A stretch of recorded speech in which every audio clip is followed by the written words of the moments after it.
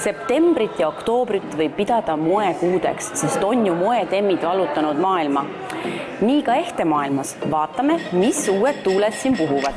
Kaisa, räägi meile, mida uut siis ehtemoes on? No moenädalad on vallutanud maailma ja teadagi ju 6 kuud varem teame me juba ette, mis on sügis-talvistel hooaegadel moes. Ja võib öelda, et parimad palad on Gold Time'i tänaseks jõudnud. Nii nagu moemaailmas on ka ehtemaailmas ju peamised muutujad trendide puhul vorm, värv, materjalid ja alati on moes kajatu klassika.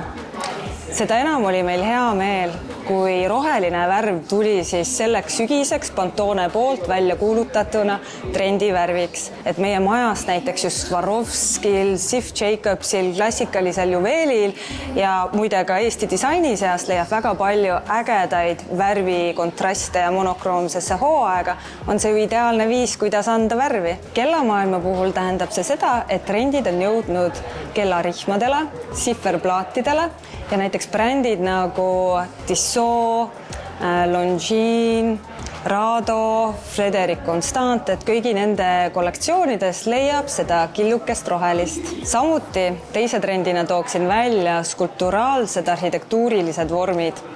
Ja ehtemaailmas tähendab see siis seda, et just selle materjali ehk metalliga on mängitud ja nad on kas kokku pressitud või siis nad kobrutavad ja annavad sellise suure julge efektse vormi välja.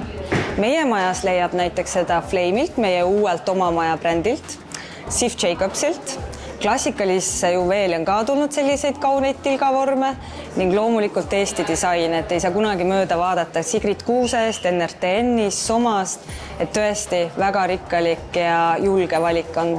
Kellamaailma puhul tähendab see seda, et arhitektuuriline vorm väljendab ennast ristkiliku kujulises sifferplaadis, mis tähendab siis, et loomulikult ajaloos on mindud tagasi, inspiratsiooni ammutatakse Cartier Tank mudelist ja meie majas ongi siis just näiteks Longines, Rado, Raymond Weil võtnud oma inspiratsiooni sealt ning nende seas leiab neid tõesti väga elegantseid mudeleid. Samuti ka moebrändidelt, näiteks Fossililt. Ja kunagi ei saa mööda vaadata klassikast.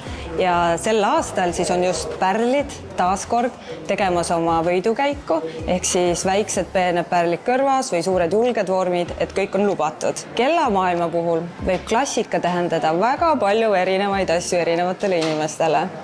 Aga selle hooaja mõistes tasub siis välja tuua seda, et väga paljud kellamajad on taas loonud oma vintage mudeleid uuesti. Klassika, mida saab kanda igapäevaselt kui ka ülikonnaga.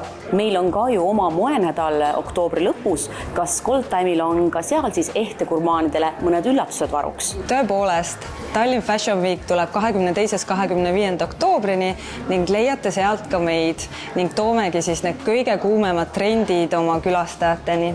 Samuti 1. kuni 13. oktoobrini on Gold Time'is käimas kellakuu ehk siis kõik käekellad on -25% ilusama hinnaga.